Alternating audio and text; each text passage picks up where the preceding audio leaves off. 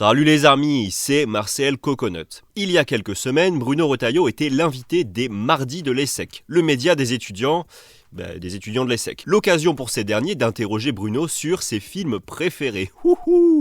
Ouais, je sais, Retailleau, l'ESSEC, une discussion mêlant bourgeoisie de droite et jugement esthétique. Vous auriez sans doute préféré qu'on se regarde une petite vidéo d'exécution de Daesh.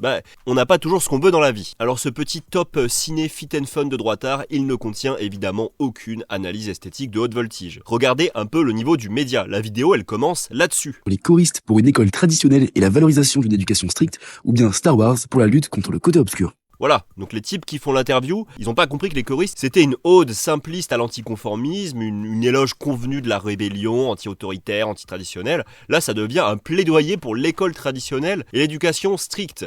On est au fond des chiottes, on est à l'ESSEC. Donc dans cette vidéo, on apprend que selon Bruno, Bac Nord, déjà c'est un film incroyable, et que c'est un film prémonitoire.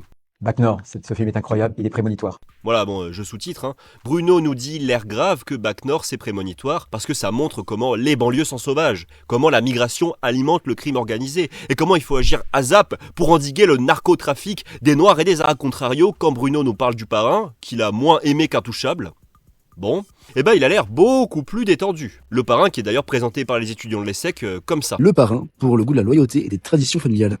Donc dans la vie, il y a deux types de criminalité, celle qui est stylée et folklorique et celle des Noirs et des Arabes. On apprend qu'il a adoré Bienvenue chez les Ch'tis, parce que l'identité régionale, c'est super. Je sais ce qu'une identité peut être en termes de force fédératrice.